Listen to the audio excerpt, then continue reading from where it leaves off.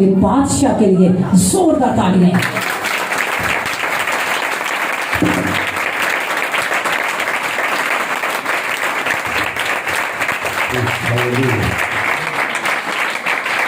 आप सबको आज का वेलकम अपने लिए जोरदार तालियां बजा दें।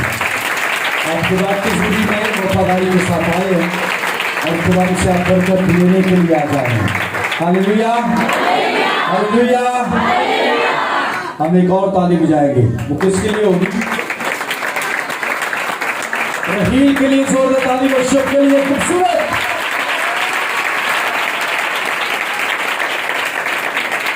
आमीन, हालेलुया। ये तालियां जो हैं ये हमें अप्रिशिएट करती हैं खुदा उनके जलाल के लिए, खुदा उनके कलाम के लिए और वर्शिप के लिए। खुदा ने अपने बेटे को जो वर्शिप का तोड़ा दिया है उसके लिए आप उसके लिए दुआ किया करें।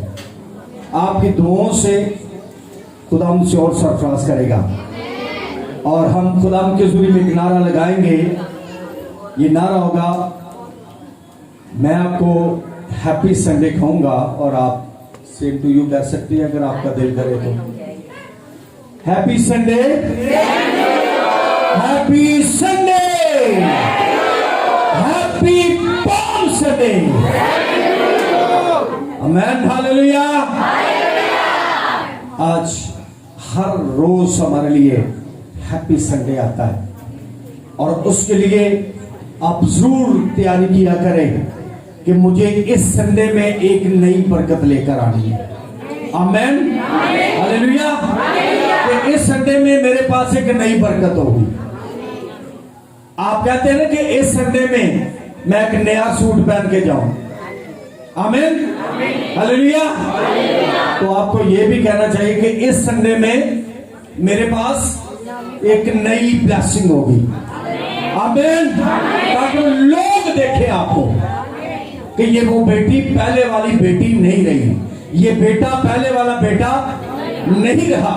अब इसकी जिंदगी क्या हो गई है? चेंज हो गई है। आज खुदा ने हमें खूबसूरत टाइम दिया है कि हम खूबसूरत बातों को आज खुदा के ज़रिए में इस खूबसूरत जिंदगी में सीख सकें, क्योंकि खुदा की जिंदगी दी हुई हमारे लिए बाइस बरकत है। हम मरकस रसूल के अंजील में से उसका 11 बाब और उसकी पहली 10 आयत पढ़ेंगे। खुदा के पाक कलाम में से बड़े गौर से इस पाक कलाम को सुनेंगे, क्योंकि ये हम हर पाम संडे पर इस मैसेज को सुनते हैं। जब भी पाम संडे आता है हम इस मैसेज को लेते हैं, लेकिन आज हम खुदा के मुकद्दस कलाम में से एक नए तरीके से पाक खुदा के मुकद्दस कलाम को सीखेंगे।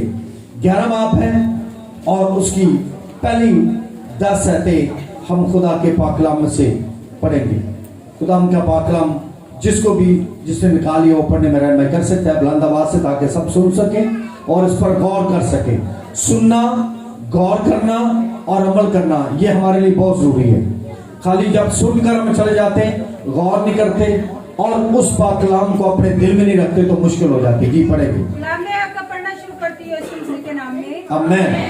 जब वो यरूशलेम के नजदीक जैतून के पहाड़ पर बैतफिगा और बैतनिय्याह के पास आए तो उसने अपने शगीदों में से 2 को भेजा और उनसे कहा कि अपने सामने के गांव में जाओ और उसमें दाखिल होते ही एक गधी का बच्चा बंधा हुआ तुम्हें मिलेगा, जिस पर कोई आदमी अब तक सवार नहीं हुआ। उसे खोल लाओ और अगर कोई तुमसे कहे कि तुम ये क्यों करते हो तो कहना कि खुदावन को इसकी जरूरत है, वो फिर उसे यहाँ भेज देगा। बस वो गए और बच्चे को दरवाजा के नजदीक बाहर चौक में बंधा हुआ पाया और उसे खोलने लगे, मगर जो लोग वहाँ खड़े थे उनमें से बाज ने उनसे कहा, ये क्या करते हो कि गधी का बच्चा खोलते हो? उन्होंने जैसा यीशु ने कहा था वैसा ही उनसे कह दिया और उन्होंने उनको जाने दिया। बस वो गधी के बच्चे को यीशु के पास लाए और अपने कपड़े उस पर डाल दिए और वो उस पर सवार हो गया।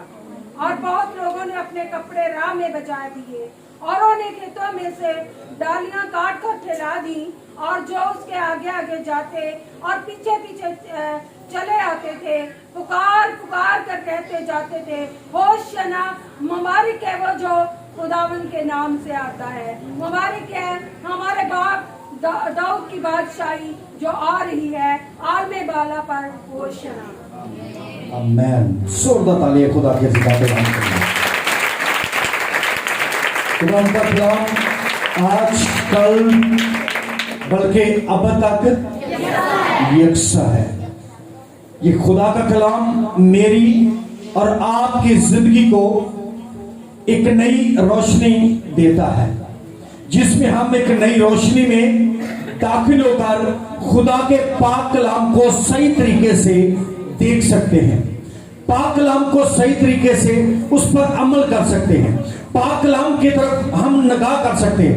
आज ये चेन बाय चेन खुदा का कलाम होगा और आपने पहले लफ्जों को भी उछल नहीं करना, आखिर तक आपने सुनना है। अगर आप पहले लफ्जों पर गौर नहीं करेंगे, जो बोलते जाएंगे, तो उसके आखिरी लफ्ज को आप समझ नहीं पाएंगे, सेंटर वाले को भी समझ नहीं पाएंगे। इसलिए आपको जरूरी है कि आप बड़े ध्यान से, बड़े गौर से इस पाक कलाम को सुने, ताकि आप इस पर अमल करके हमेशा की जिंदगी में दाखिल हो सकें। आमेन, हालेलुया। खुदा के पाक कलाम में हम देख रहे हैं कि यहाँ पर खुदा उनका पाक कलाम फरमाता है कि खुदा यीशु मसीह ने खुद भेजा है। और भेजा कहां से है? जब वो यरूशलेम के नजदीक कहां पर थे?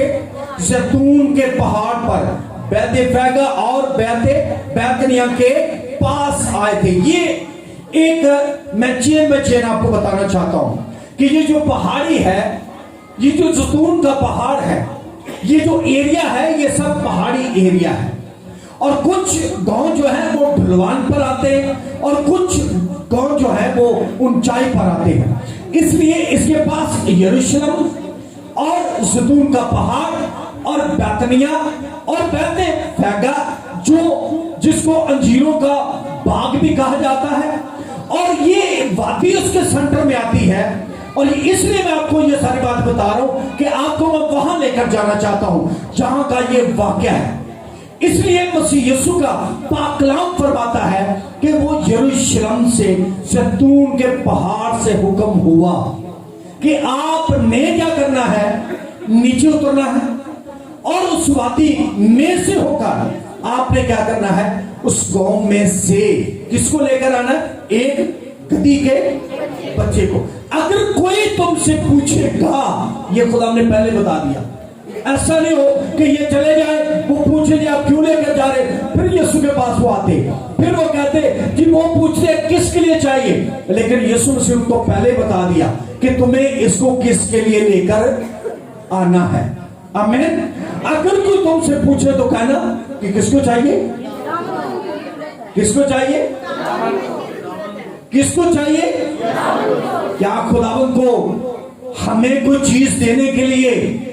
ये बड़ी इंटरेस्टिंग बात है कि वो गधे वाला जानता नहीं है, वो गधे वाले को कोई इल्म नहीं है, लेकिन वो अपना गधा किसको दे रहा है? मसीह यीशु को दे रहा है। हालेलुया। किसको दे रहा है? मसीह यीशु को दे रहा है। बाला खाना का मालिक जो है उसको कुछ पता नहीं है, लेकिन मसीह यीशु ने से क्या कहा कि मैं आपको निशानी दे देता हूं कि जो शख्स घड़ा उठाए हुए, कौन शख्स? घड़े कौन उठाती थी? औरतें। पानी कौन लेकर आती थी? औरतें। लिखा है कि जब खुदावंद का बंदा इब्राहिम ने जब अपने बेटे को, अपने नौकर को भेजा, अलियसर को कहा कि तू मेरे बेटे के लिए क्या लेकर आ, मेरी वो बेटी, वो दुल्हन इसके लिए लेकर आ, तो उसे कहा कि तुझे मैं निशानी कौन सी दे रहा हूं कि जब औरतें पानी भरने के लिए आएंगी तो जिसको तू कहेगा कि मुझे क्या कर, पानी पिला, वो तुझे ऊंटों को भी और तुझे पानी पिलाएगी, तो वही मेरी बहू होगी। हालेलुया। किसके काम है पानी लाना? औरतें। लेकिन यहां पर सीधी सीधी निशानी है, सीधा सीधा खुदा बता रहे हैं हमें। खुदा वो बल डालकर नहीं निजात देता, हमें सीधे से निजात देना चाहता है। खुदा हमें कोई जो है वो वजन उठाने के लिए नहीं कहता कि आप पहले पहाड़ से रास्ता बनाओ तो फिर मैं आपको निजात दूंगा। खुदा ये नहीं कहता कि आप पहले इतने दरख्त काट दो फिर तो मैं निजात दूंगा। यीशु मसीह क्या कहता है कि जो कोई मुझ पर ईमान लाता है वो हमेशा की सिंपल। खुदा यीशु मसीह हमें इकरार करने के लिए कहता है, सिर्फ इकरार। जब हम अपने मुंह से इकरार करते हैं कि खुदा मसीह यीशु निजात देता है तो वो हमें निजात बनकर हमारे करीब आ जाता है। हालेलुया। तो यहां पर लिखा कि उस आदमी के तुम क्या करना, पीछे पीछे जाना, और जिस घर में वो दाखिल होगा उसी के मालिक से कहना कि हमें इस आपके घर में बाला खाना में हमें मसीह यीशु ने भेजा है कि हम ईद फसा का खाना यहां पर खाएं। हमारा खुदा यीशु मसीह जो है वो हमें सीधे रास्ते बताता है, प्रोफेसी पहले कर देता है कि तूने क्या करना है, तेरी जिंदगी कैसे हील होगी, तेरी जिंदगी कैसे निजात पाएगी, तेरी जिंदगी के अंदर कैसे इनकलाब आएगा, तेरी जिंदगी कैसे धोली जाएगी, तेरी जिंदगी के अंदर कैसे तेरे दिल के दरवाजे खुले जाएंगे और तेरा पाकरू तेरे साथ साथ तेरी हेल्प करेगा और वो आंसू के साथ हमारे साथ रहता है, वो हमें कभी भी तन्हा नहीं छोड़ता। हालेलुया। तो लिखा है कि यहाँ पर जैतून के पहाड़ से उनको क्या कर दिया, भेज दिया। कितनों को, 2 को शिगिर्दों को भेजा कि तू क्या करना, जाकर उस गधे को ले आना। और उन पर आपने सारा सुन लिया कि कपड़े बिछाए गए, कपड़े आगे बिछाए गए, उस गधे पर बिछाए गए, मसीह यीशु को बैठाया गया और उसके लिए क्या होना शुरू हो गया। और जो उसके आगे आगे जाते और पीछे पीछे चलते थे पुकार पुकार कर कहते थे कि हो शना, मुबारक है वो खुदावंद के नाम से आता है, मुबारक है वो, मुबारक है जो खुदावंद के नाम से आता है। और लिखा है मुबारक है वो जो हमारा बाप की बादशाही जो आ रही है। आलमे बाला पर क्या होगी, हमारे बाप की बादशाही क्या हो रही है, आ रही है। मैं अब आगे चलता हूं, गौर से सुनेंगे, इतना आपने सुन लिया है, आगे गौर से सुनेंगे।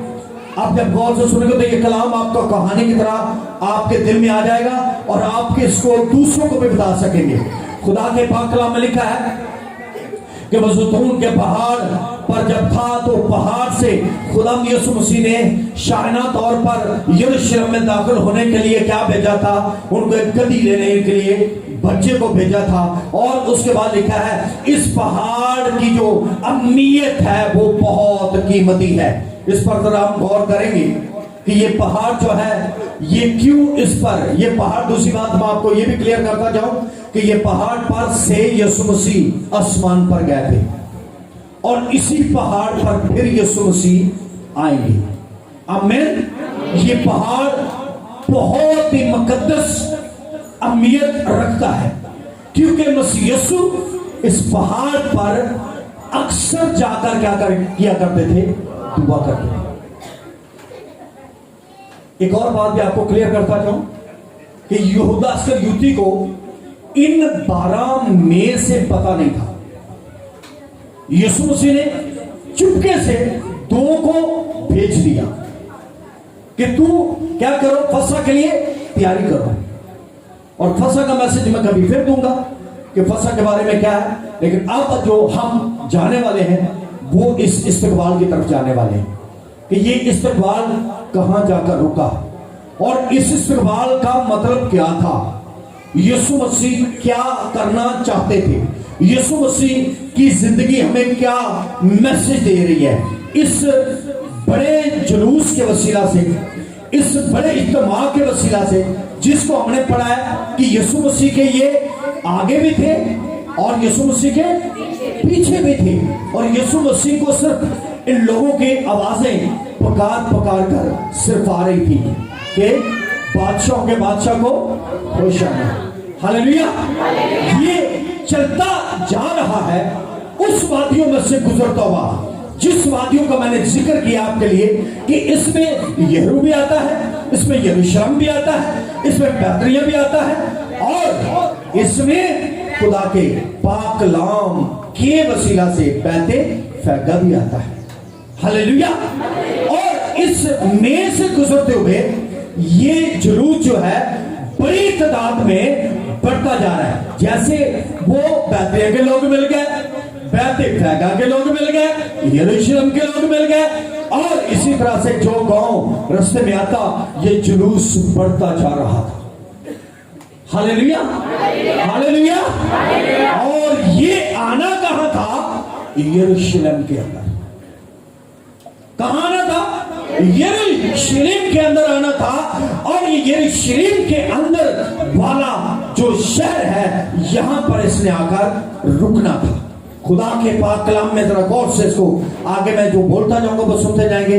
जब यीशु मसीह की दूसरी आमद होगी तो वो भी मैंने बता दिया आपको कि वो भी इसी जैतून के पहाड़ पर ही होगी।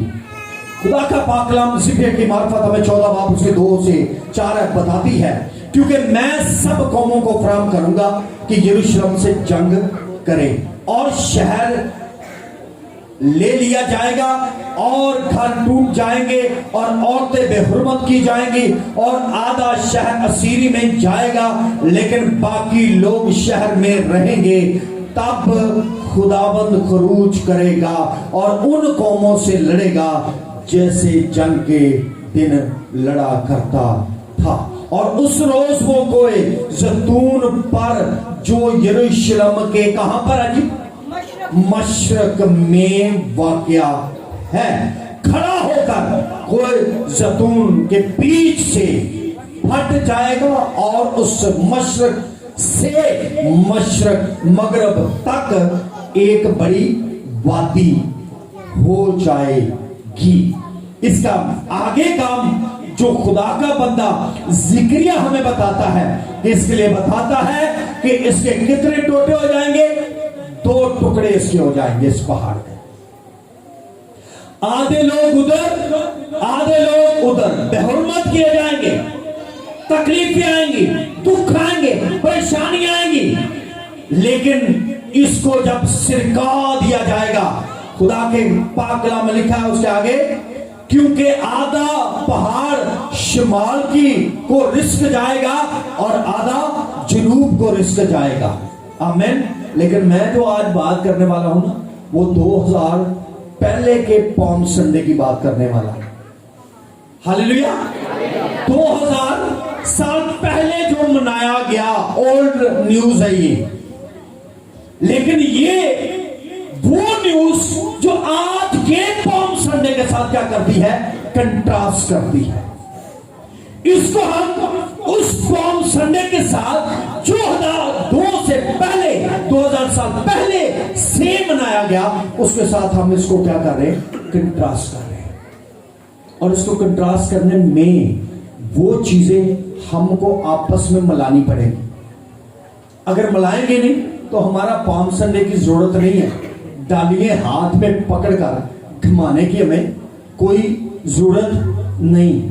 ये हम डाली पकड़ी और इसको क्या कर दिया? घुमा दिया। कि ये क्या हो रहा है जी?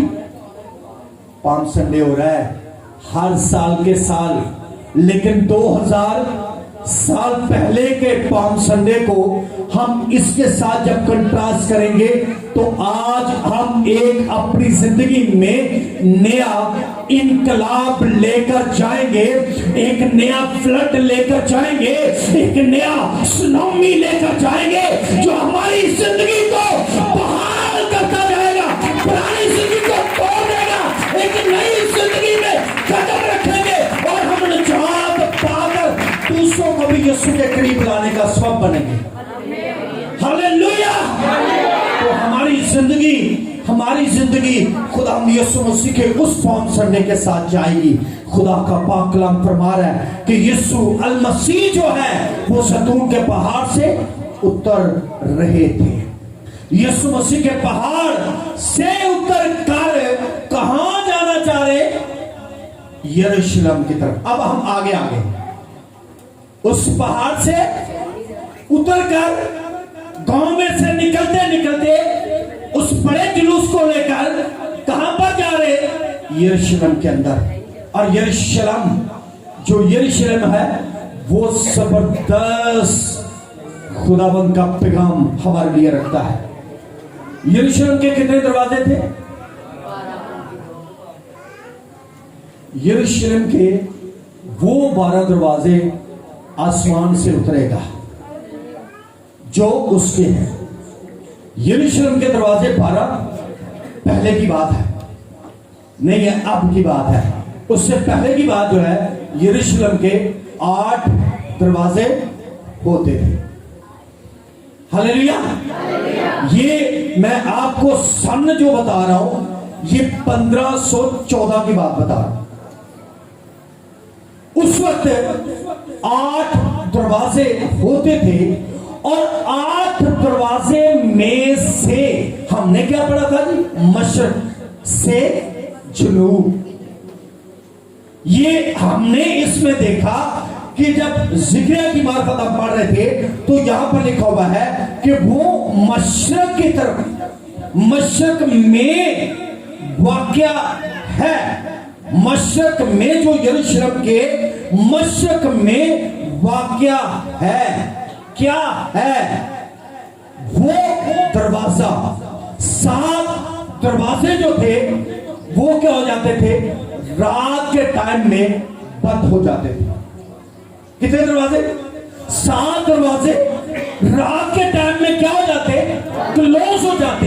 लेकिन ये 8वां दरवाजा जो किसकी तरफ था? मशरक की तरफ था। ये 24 घंटे ओपन रहता था। इस गेट का नाम गोल्डन गेट रखा गया था। इसको वो 2000 साल पहले हम जब देखते हैं, 1514 ईस्वी पहले की बात जो बता रहा हूं, ये यीशु मसीह के लिए यहूदियों ने दरवाजा ओपन कर रखा हुआ था। ये दरवाजा कभी 24 घंटे बंद। 7 दरवाजों को क्लोज रात को, हर रात को कर दिया जाता था, हर सुबह ओपन कर दिए जाते। लेकिन इस मशरकी दरवाजे को कोई बंद। इसमें से कौन आने वाला है? यहूदियों का बादशाह। वो यहूदी, वो लोग जो डालिए लिए हुए कपड़े बचाते हुए पहले पाम संडे को मनाते हुए उसमें से गुजरते जा रहे हैं। Hallelujah, hallelujah. उस दरवाजे में से जैसे गुजर जाते हैं तो उस दरवाजे को बाद में खुदा के पाक कलाम की जब हम स्टडी करते हैं तो उस दरवाजे को क्या कर दिया गया? उसमें से उनका ये ईमान था यहूदी रिवायत के अंदर कि उस दरवाजे को जो है वो हम बंद नहीं करेंगे, क्योंकि उसमें से किसी टाइम, किसी दिन और किसी घड़ी कौन गुजर सकता है? मसीह यीशु बादशाहों का बादशाह उसमें से गुजर सकता है, क्योंकि उसने यरूशलेम में क्या होना है? दाखिल होना है। Hallelujah, hallelujah, hallelujah. आज हमारा दरवाजा क्या यीशु के लिए बंद है या के खुला हुआ है? हालेलुया। 10 कुमारियां क्या कर रही हैं? 5 तैयार हैं, 5 जो है वो तैयार है, 5 जो है वो होशियार है, 5 जो है वो रेडी है, 5 जो है वो दूल्हे के انتظار کے اندر ہیں کہ کب دولہا آئے گا اور ہم اس دروازے میں سے جو بند ہے یہ کھلے گا اور ہم اس کے اندر چل جائیں گے. ہلیلویا. تو 5 تیل نہیں لیے ہوئے. آج بھی 2 کیٹیگری کے لوگ ہیں اس دنیا کے اندر جنہوں نے ابھی تک اپنی مشالوں کے اندر تیل نہیں ڈالا, نہیں تیاری کی. یسوع مسیح آنے والے ہیں پھر کس کو لینے کے لیے؟ اپنی دلہن کو لینے کے لیے آئیں گے. پہلے وہ گدی پر آئے تھے, اب وہ اپنے فرشتوں کے ساتھ آئیں گے. ہلیلویا ہلیلویا. جب وہ دروازے کو انٹر کر جاتے ہیں تو اس گیٹ کے انٹر ہونے میں ہم یہ بتا سکتے ہیں کہ یہ گولڈن دروازہ تھا, یہ رحم کا دروازہ تھا, یہ مرسی دروازہ تھا, اور اس کو مشرقی دروازہ بھی کہا جاتا تھا.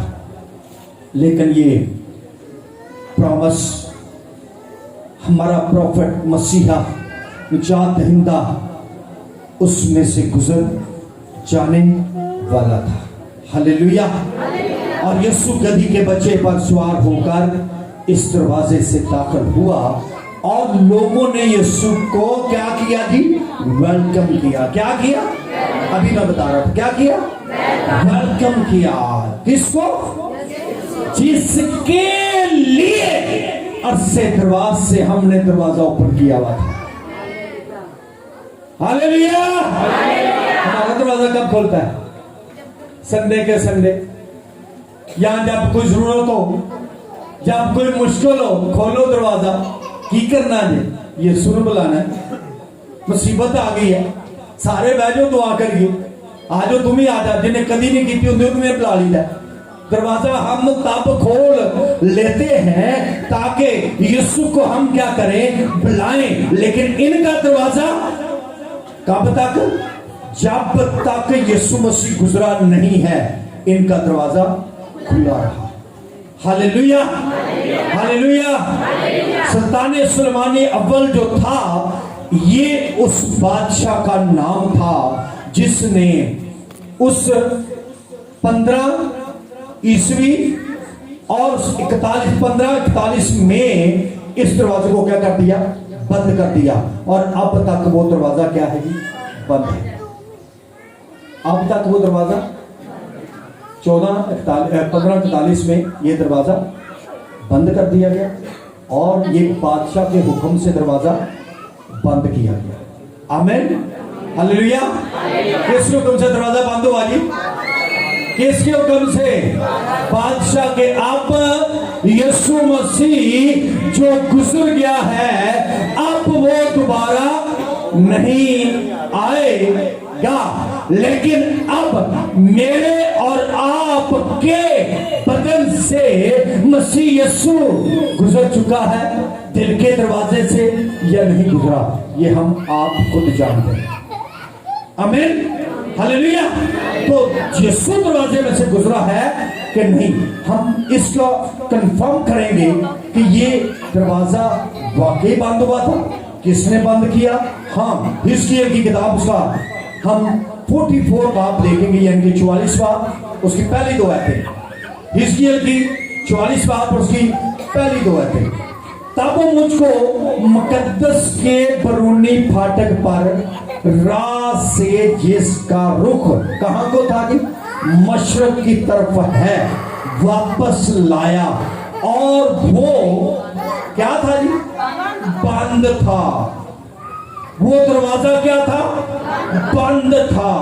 تب وہ مجھ کو مقدس کے برونی پھاٹک کی راہ سے جس کا رخ کدھر کو تھا جی؟ ہم کس کی طرف کا بات کر رہے ہیں؟ مشرق والے کی بات ہی کر رہے ہیں. تو یہ بائبل مقدس کیا فرما رہی ہے؟ مشرق والے کی ہی بات کر رہی ہے. کیا ہو گیا دروازہ؟ یہ دروازہ وہ بند تھا اور خداوند نے مجھ سے فرمایا یہ پھاٹک بند رہے گا اور کھولا نہ جائے گا اور کوئی انسان اس سے نہ ہوگا، کیونکہ خداوند اسرائیل کا خدا اس میں سے کیا ہوا ہے؟ گزر چکا ہے، گزر چکا ہے۔ اب یہ دروازہ کوئی انسان کے لیے نہیں ہے، یہ ہمارے خداوند یسوع مسیح کے لیے مشرقی دروازہ تھا، اس لیے اس میں سے یہ گزر چکا ہے۔ اب کوئی اس میں سے نہیں گزرے گا۔ اب انسانوں کے لیے وہ دروازہ نہیں تھا، یہ دل کا دروازہ انسانوں کے لیے نہیں ہے۔ یہ جھوٹ ہے، میں نے تو تجھے دل ہی دے دیا ہوا ہے، میں تو تجھے دل سے پیار کرتا ہوں، میں تو دل کی حدیں عبور کر چکا ہوں، میں تو دل ہی چیر دیا گا۔ یہ سب کچھ جھوٹ ہے۔ خدا کا پاک کلام فرماتا ہے کہ وہ دروازہ انسانوں کے لیے نہیں ہے۔ ہاللیلویا۔ کیا کہتا ہے؟ میں اینٹوں کے کہاں رہتا ہوں؟ دل کے اندر، دل میں۔ دروازہ دل کا کس نے کھولنا ہے؟ یہ آپ کی مرضی ہے، کھولنا ہے یا نہیں کھولنا۔ خداوند نے اپنے اس مشن کو پورا کر دیا، مسیح یسوع نے اپنے اس مشن کو پورا کر دیا۔ اس ہیکل کے دروازے، یروشلم کے دروازے کو جو اس کے لیے کھولا گیا تھا، اس میں سے وہ گزر گیا۔ ہم اس کو پھر پڑھ دیں گے، ذرا آپ کے بھی ایک دفعہ دل میں یہ آیت ڈل جائے گی۔ اسکیل کی کتاب ہے، اس کا 44واں پر اس کی پہلی 2 آیتیں ہیں۔ تب وہ مجھے اگر نکال لیا تو آپ پڑھ سکتے ہیں۔ تب وہ مجھ کو مقدس کے بیرونی پھاٹک کے راہ سے، جس کا رخ مشرق کی طرف ہے، واپس لایا، اور وہ بند تھا۔ وہ بند تھا، اور خداوند نے مجھے فرمایا کہ یہ پھاٹک بند رہے گا اور کھولا نہ جائے گا، اور کوئی انسان اس سے داخل نہ ہوگا، چونکہ خداوند اسرائیل کا خدا اس سے داخل ہوا ہے، اس لیے یہ بند رہے گا۔ ہاں، اس میں سے کون گزرا ہوا ہے؟ خداوند اسرائیل کا خدا اس میں سے گزر گیا ہے۔ اب یہ دروازہ بند رہے گا، اس کو کوئی کھول نہیں سکتا، اور نہ ہی اس میں کسی انسان کی آمد و رفت ہوگی۔ زیتون کے پہاڑ میں سے جو گدھی کا بچہ، اس پر یسوع مسیح سوار ہو کر کس رستے سے؟ بیت فیگا سے اور بیتنیا سے اور گولڈن گیٹ سے انٹر ہو کر یروشلم میں بنی اسرائیل قوم اور یہودیت کی تمام سے کیا ہو گیا؟ مکاتب ہو گیا۔ ہاللیلویا۔ اور اس سے جب گفتگو کی خدا ان کے پاک اور مقدس کلام میں یسوع مسیح نے، تو اس کے لیے لکھا ہے کہ اس کے علاوہ کوئی اس میں سے انٹر نہیں ہوگا۔ ہاللیلویا۔ ہماری زندگی خداوند یسوع مسیح کی زندگی ہے۔ لوکا رسول کی انجیل میں سے اس کا 19واں اس کی 28 بھی پڑھ دیں گے۔ آج اس پورے علاقہ کو جو وزٹ ہم کر رہے ہیں، یہ اس کے لیے ضروری ہے کہ ہم اس کو پراپر طور پر اپنی زندگی کا حصہ بنا لیں، تاکہ ہمارا خدا ہمیں بلیس کرے اور برکت دے۔ خدا ہم کے ضروری میں یہ 19واں کی 28 اور 29 آیت پڑھ دیں گے جلدی سے۔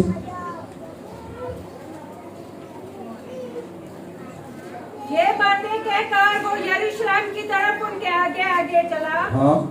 جب وہ اس پہاڑ پر جو زیتون کا کہلاتا ہے، بیت فگے اور بیتنیا کے نزدیک پہنچا، تو ایسا ہوا کہ اس نے شاگردوں میں سے 2 کو یہ کہہ کر بھیجا کہ سامنے کے گاؤں میں جاؤ، اور اس میں داخل ہوتے ہی کیا کرنا ہے؟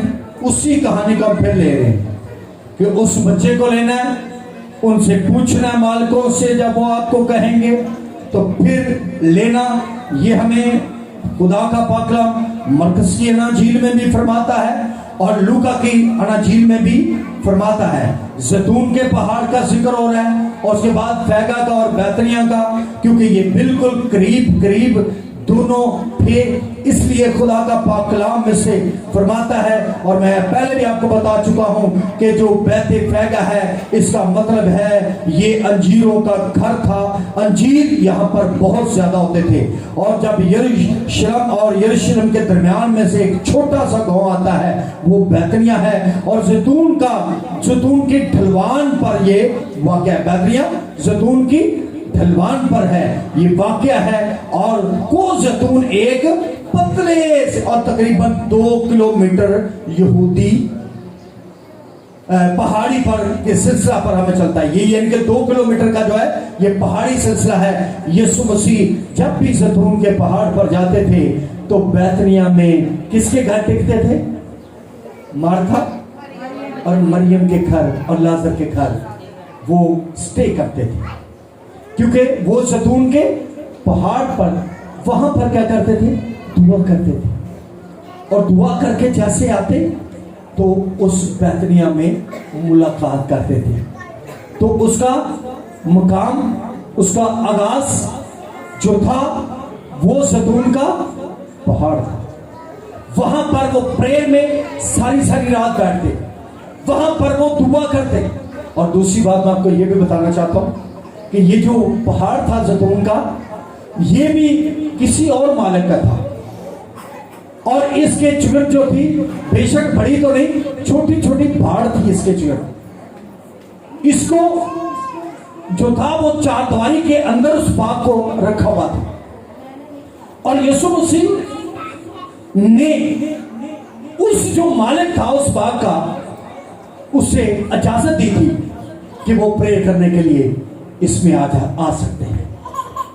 हालेलुया। वो प्रेयर करने के लिए इसमें, इसका मतलब है कि उसके जैतून के जो दरख्त थे, जब यीशु मसीह उस पे आते थे तो वो क्या करते थे? प्रेयर करते थे, और उसके जैतून के दरख्तों में इजाफा होता, उसके जैतून के आयल में इजाफा होता, और उसने मसीह यीशु को आजादी दी थी कि आप उस जगह पर आए, प्रेयर करें, आप जितना चाहे वक्त गुजारें। हो सकता है खुदा यीशु मसीह की केयर के लिए उससे कोई चीज या जगह मुकर्रर की होगी, कितनी खूबसूरत जगह बनाई होगी। क्या आज हम मसीह यीशु को अपनी जिंदगी में दावत दे रहे हैं? क्या हमने अपनी मलकियत जो ये बदन है, इस मलकियत में हमने मसीह यीशु को जगह दी है? हाँ, ऐसा अगर नहीं है तो आज इस मौका में, आज इस पाम संडे के इस मौका में हम आज अपने बदन का मालिक अपने मसीह यीशु को ठहराने, कहें कि ये मेरा बदन मेरा नहीं है बल्कि यीशु ये बदन तेरा है। आज से मैं इसको हैंडल नहीं करूंगा बल्कि खुदा तू इसको हैंडल करेगा, तू इसका ड्राइवर होगा, तू इसे चलाएगा, तू इसे रखेगा जैसा तेरा दिल करेगा। इसलिए खुदा के मुकद्दस कलाम में जब हम देखते हैं तो 40 दिन के बाद भी खुदा का पाक कलाम फरमाता है कि वो अपने दस्तूर के मुताबिक वहां पर पहाड़ पर जाया करते थे। उनका एक बड़ा टारगेट था। और दूसरी बात मैं आपको ये बताना चाहता हूं कि जब वो उस ईद फसा से वापस आए हैं तो उन्होंने खाना खाने के बाद, लिखा है मरकस 14 बाब की 26 आयत में, फिर गीत गाकर बाहर जैतून के पहाड़ पर गए। क्या गाकर? गीत गाकर। पहले खाना जैसे फसा का खाया, उस फसा के अंदर जब शामिल हुए तो वहां से खाना खाकर गीत गाते हुए जैतून के पहाड़ की तरफ चले गए। आमीन। उनकी जो जिंदगी थी वो खुदावंद के साथ साथ चलने वाली जिंदगी थी। आमीन। लेकिन अस्करियोती जो थे उसको उन्होंने नहीं बताया था कि भाई आप ने उस फसा में जाना है। उसको सिर्फ टारगेट था कि वो जैतून के पहाड़ पर जाते और यीशु मसीह गसमनी बाग में ही वहां पर उसको हजारों की तादाद में जो थे वो फौजी ले गया और यीशु मसीह को पकड़वा दिया। इसलिए खुदा का जो पाक कलाम है आज हमें ये बताता है कि हमें किस जगह पर अपनी जिंदगी में इस दरवाजे को जो यीशु ने हमारा आज भी खटखटाता है, क्या कहता है कि मैं तुम्हारा दरवाजा खटखटाता हूं, अगर तुम मेरे लिए इस दरवाजे को खोलोगे तो मैं तुम्हारे अंदर आऊंगा। अगर हम रसूलों के माल उसके पहले बाप किसी 12-13 देख लेंगे तो वहां पर भी इसी जैतून का पहाड़ पूछता है, यीशु के फरिश्ता कहता है, ऐ गलीलियो तुम किसकी तरफ देख रहे हो? ये यीशु जैसे गया वैसे ही वापस आएगा। आमीन, हालेलुया, हालेलुया। तो दरवाजा बंद तब हुआ जब यीशु मसीह उसमें से गुजर गए। हमने पहले ही दरवाजे बंद किए होंगे, यीशु मसीह गुजरे ही नहीं है।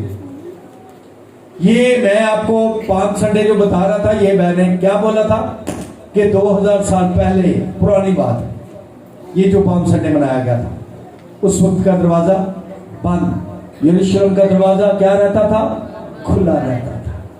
आज से हम सब कहेंगे कि खुदावंद तेरे लिए हमारा दरवाजा खुला हुआ है, खुला हुआ है। आज जब तू आ जाएगा तो अर्नस्ट पल क्या कहता है, आंखों के दरवाजा को मैं उसमें से ले लूं दिल के अंदर और उसके बाद मैं क्या कर लूं? उसको बंद कर लूं।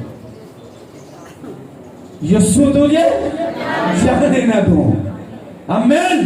तो यीशु को अंडर करें अपने यरूशलेम में, अपनी लाइफ में, अपनी जिंदगी में, अपने दिल में, अपने बदन में, ताकि आपका यीशु हर रोज आपकी क्या करे?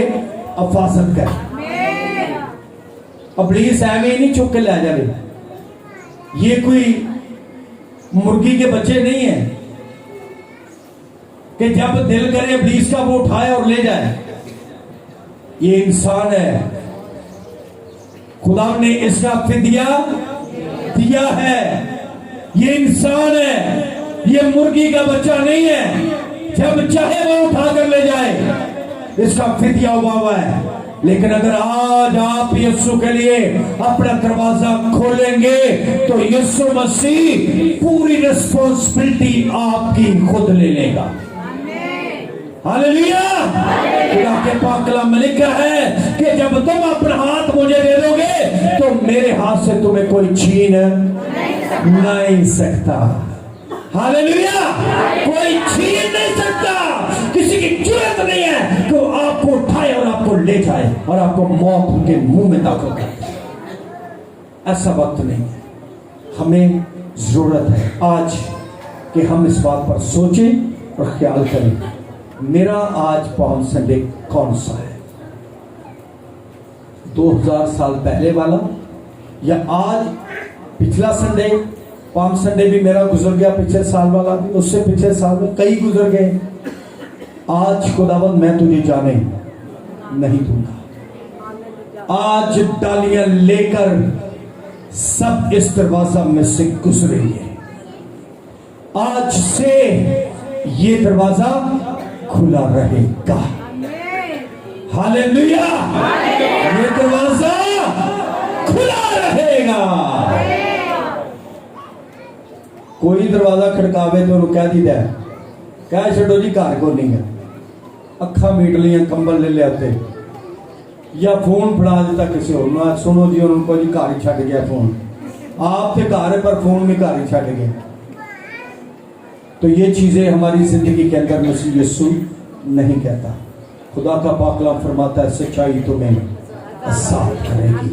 जब हम सच्चाई की बातें करेंगे तो इसका मतलब है कि हमारे अंदर मसीह यीशु है, हमने उसके लिए दरवाजा खोला हुआ है। जब हमारी जुबान से खुदा यीशु मसीह की आवाजें निकलेगी, वर्शिप निकलेगी, इस्ताइश निकलेगी। अभी हमने गाया गीत कि जिधर जावा यीशु, जिधर जावा यीशु मेरे नाल नाल नाल नाल। इतने खलोमी यीशु जरा, मैं संडे अगले दिन फिर तेन मिलांगा, आके मैं जा रहा। ऐसे ही है ना, यीशु ने चर्च जी रहा तो मैं अगले संडे अच्छा ओके फिर ठीक है ना, परेशान ना हो, मैं आऊंगा अगले संडे। हम यीशु को ये चीजें देकर चले जाते हैं, लेकिन वो यरूशलेम का दरवाजा जो अर्श से इतराज से खुला हुआ था वो सिर्फ यीशु के लिए था। आमेन। आज आपका दरवाजा भी सिर्फ किसके लिए है? यीशु के लिए है। खोल कर बंद कर ले। आपके कलाम के अंदर जो खुदा यीशु मसीह ने अपने मुंह से सादर किया और कहा कि पहले ढूंढो तुम उसकी बादशाही, फिर ये सारी चीजें तुमको। हाँ भाई, नवा घर मिल गया, खैर है। आप कह सकते हैं कि मेरा दरवाजा यीशु के लिए खुला हुआ था, इसलिए यीशु मेरे अंदर है, मुझे घर नया दे सकता है। अगर यीशु मेरे अंदर है, मेरे बच्चे स्टैब्लिश हो सकते हैं। मेरा यीशु मेरे अंदर है, मेरे घर के हालात बदल सकते हैं। मेरा यीशु मेरे अंदर है, मेरी नौकरी बहाल हो सकती है। मेरा यीशु मेरे अंदर है, मेरी सैलरी बढ़ सकती है यीशु के नाम। हालेलुया। मुंह तो कह देना कि जिधर जावा यीशु मेरे, ये देखिए क्या है ना, अगर जब चलावांगे पता चलेगा, ठीक है। तो जब हम उसको साथ लेकर चलेंगे तो ये दुनिया छोड़नी पड़ेगी। लिखा दुनिया में रहो, लेकिन दुनिया जैसे काम ना करो। ये यीशु की आमद का आपकी जिंदगी के अंदर रिजल्ट है कि आप दुनिया में हैं, लेकिन दुनिया जैसे आप काम नहीं कर रहे।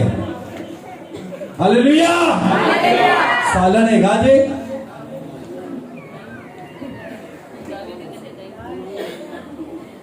नहीं हो तो मेरे बड़े मुंडे ली तो निक्के ली तो कुड़ी ने बहुत खादा तो वो तो जो खाना है हुन तो खा लिया है। हमारे अंदर कैसे यीशु रहेगा, कब आएगा?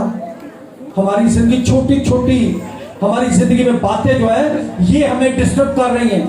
छोटी छोटी बातें फोन पे, वैसे जबानी, हर बात पे हम जो है अपने खुद हम यीशु मसीह को जो है वो टाइम नहीं दे पा रहे। हमारी जॉब से हमारी जान नहीं छूटती, हमारे कामों से हमारी जान नहीं छूटती। समझने शायद बहुत रुपये कमाने लग पे तो साढ़े तो बड़ा रहम है यीशु का, ऐसा नहीं है। खुदा के कलाम में क्या लिखा है कि दौलतमंद का खुदा की बादशाही ऊंट का सुई के नादके से गुजर जाना। दौलत खुदा की बादशाही कि कभी भी आपको वारिस नहीं बना सकते। हालेलुया। अगर पहले आप दौलतमंद यीशु में हो जाएं, पहले यीशु में दौलतमंद हो जाएं, फिर दूसरी दौलत आपके हाथ सामने हाथ जोड़ेगी। मुझे भी पॉकेट में रख लो, जेवर सोना चांदी आपके सामने हाथ जोड़ेंगे। मुझे भी गले में डाल लो, मुझे भी रिंग लो बोलेगी, मुझे भी हैंड में डाल लो। लेकिन अगर आपके पास यीशु नहीं है तो वो सब चीजें आपसे भाग जाएंगी। हालेलुया। हम तरसते हैं दौलत की तरफ। मुझे किसी ने कहा कि मैं समझता था कि मैं जॉब से इतने लाख रुपये कमा के लेके जाऊंगा, रिटायर होकर जाऊंगा, गड्डी लवांगा, चुप करके बैंक जो पैसे कटांगा, कभी 8 दिन उस रिश्तेदार को, कभी उधर कभी उधर कभी उधर। तो उसके बाद वो उससे पहले रिटायर होने से पहले इतना बीमार हो गया कि अब वो घर में पड़ा हुआ है, वो चल भी नहीं सकता। हमारी ख्वाहिशें हमें कभी भी अपूर्ण नहीं होने देंगी, यीशु मसीह के साथ मिलने नहीं देंगी। हमें यीशु मसीह को अपनाना है। आज हमारा पाम संडे जो है, इस्तकबाल जो है वो ये होगा कि आप अपने अपने दिल में आंसुओं के साथ अपने खुदावंद को अपने दिल में उतारेंगे और कहेंगे कि आज मैं यीशु तुझे जाने नहीं दूंगी, नहीं दूंगा। और उसके बाद मैं दरवाजा बंद कर लूंगी, बंद कर लूंगा। उसके बाद मैं तुझे जाने नहीं दूंगा। तू होगा और मैं होगा, मेरी और तेरी बातें होंगी। खुदा मैं तुझसे जुदा नहीं रहना चाहता। Hallelujah, hallelujah. दौलत भी जो है वो एक खुदा बनकर हमारी जिंदगी में आ जाती है। पता है आपको, जब 5-5 हज़ार के नोट जेब दे विच होण ते टोर ही बदल जाती है। ਇਸ ਤਰ੍ਹਾਂ ਹੀ ਹੈ ਨਾ, ਚਾਲ ਹੀ ਬਦਲ ਜਾਂਦੀ। ਜੁੱਤੀ ਸਾਡੀ ਜਨਾਬ ਭਾਵੇਂ ਟੁੱਟ ਜੇ, ਅਸੀਂ ਪੱਬਾਂ ਦੇ ਹੋ ਕੇ ਟੁਰਨਾ ਹੈ। ਖੁਸ਼ਬੂਆਂ ਵੰਨ ਸੁਵੰਨੀਆਂ, ठीक है, कपड़े,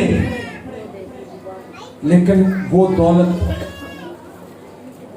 अगर आपके पास लाख रुपया जेब में है तो वो आहिस्ता आहिस्ता खत्म हो जाएगा।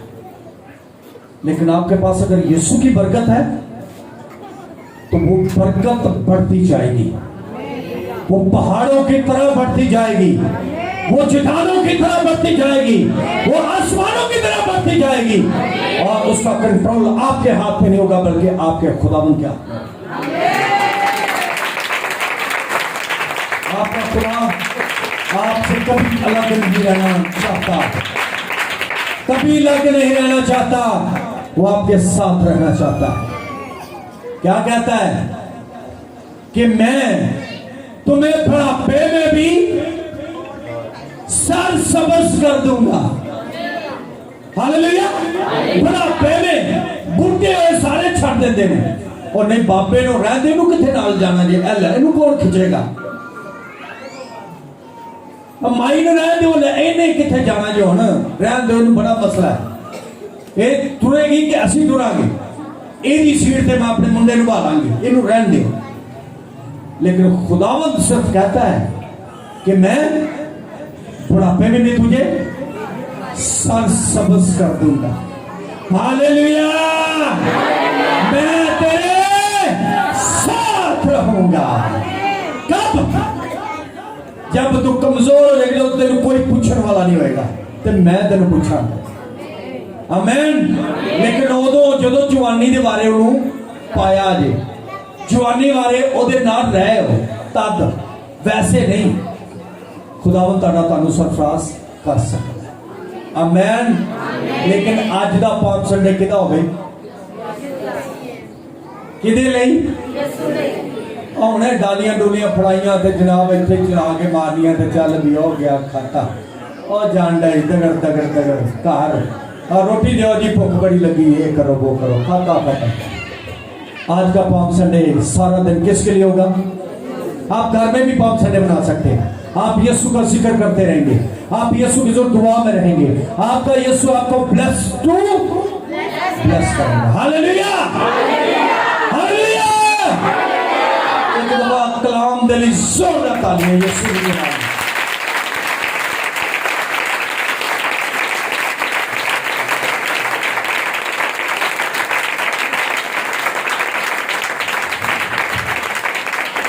जोरदार तालियां बहुत ही।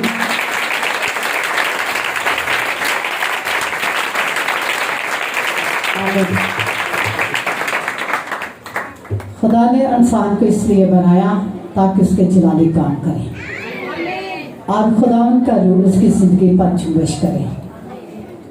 आज बहुत अच्छा मैसेज, डालियों के स्वभाव से नहीं, खुदा को अपनी जिंदगी में लाना है। यरूशलेम अपने दिल को बना सकते हैं। तो आए सब लोग अपनी आंखें बंद करें। आज कलाम में हक के लिए जो खूबसूरत आवाज़ को आप लोगों ने सुना, उस मोतियों को